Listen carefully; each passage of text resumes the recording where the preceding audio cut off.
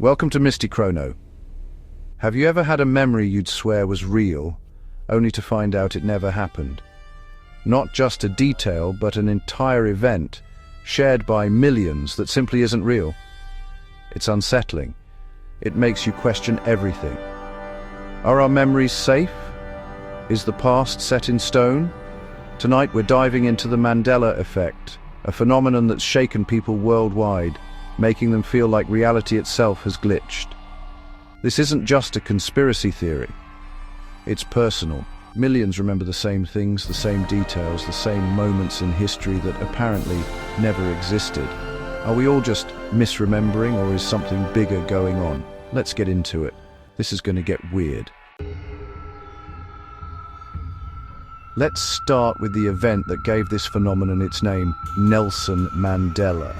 Many people, myself included, have a vivid memory of Mandela dying in prison in the 1980s. We remember news reports, global mourning, even his wife's eulogy. It felt like a defining moment in history, but none of it happened. Mandela was released in 1990, became president of South Africa, and lived until 2013. There's decades of documented evidence of his life after prison.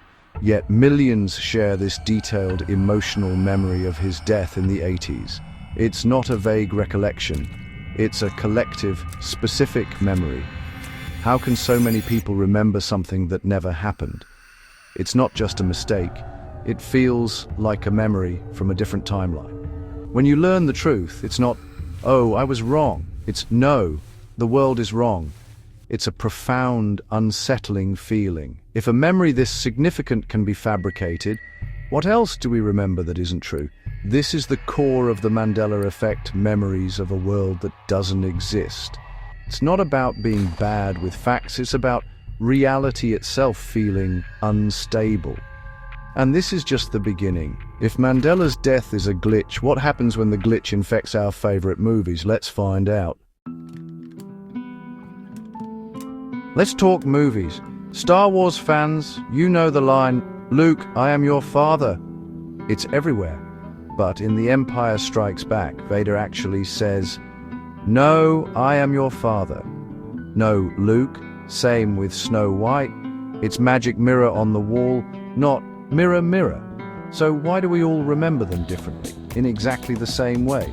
When you hear the correct version, it sounds wrong, like a bad dub. The Mandela Effect isn't just in history books, it's in our entertainment. Are our memories really that flawed, or is reality shifting? Let's look at a childhood classic that breaks people's brains, the Berenstain Bears. For many who grew up in the 80s and 90s, this is the one that hits hardest, the Berenstain Bears. Or is it Berenstein? Almost everyone remembers it as Berenstein. I can see the book covers in my mind, cursive font, the E clear as day. But every book, every show, every piece of merchandise says Berenstein. It's always been Berenstain. This isn't a misheard line or a distant event. It's a written word we saw thousands of times. Entire online communities are convinced the name changed. They call it residue, old clippings, TV guides, or just the unshakable memory of the E. Skeptics say it's a common misspelling, but that doesn't explain the intensity of the memory. It feels like reality was quietly rewritten, and only some of us noticed. It's like someone changed one letter in the universe and hoped no one would see. For many, this is the proof, the rabbit hole. If a book title can change, what else can? Suddenly, you're questioning everything. And the glitches keep coming. Picture the Monopoly man, top hat, tuxedo, cane, and a monocle, right? That's how most of us remember him. But he's never had a monocle, not once, in any official artwork or game piece. It's a purely visual memory, yet it's everywhere. Ask people to draw him, and many will add the monocle. Some say we're confusing him with Mr. Peanut, but the memory is specific to the Monopoly man.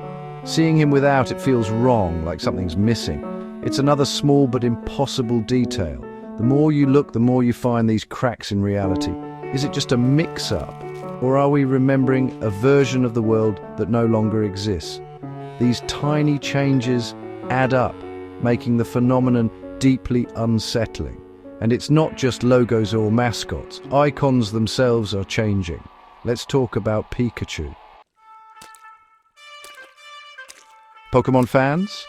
Picture Pikachu, yellow body, red cheeks, lightning bolt tail. But what color is the tip of his tail? Many remember it as black, distinct, matching his ears. But Pikachu's tail has always been solid yellow with only a brown base. No black tip, ever. Millions remember drawing him with a black tip tail, seeing it on cards and in the show. It's not Pichu. It's not a mix-up. It's Pikachu. Seeing the all-yellow tail feels wrong, like a cheap knockoff.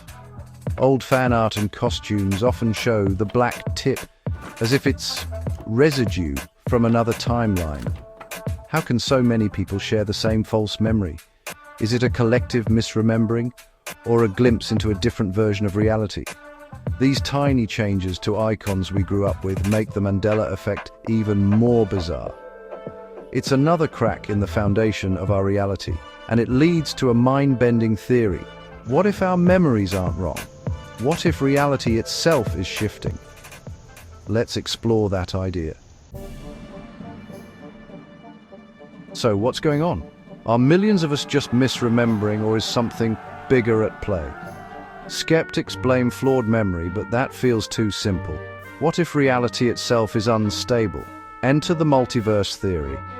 The idea that infinite parallel universes exist, each with slight differences. Every possibility creates a new timeline. What if sometimes these realities overlap, or our consciousness slips from one to another? You wouldn't notice a big jump, but small details like Mandela's death, a movie line, or a book title might change. Your memories would be accurate for a world you no longer inhabit. The Mandela Effect could be memory fossils, evidence of realities we've left behind. That unsettling feeling isn't because you're wrong, it's because the world around you has changed. Maybe we're tourists in a slightly different dimension, noticing the souvenirs are all a little off. The Mandela Effect becomes a clue.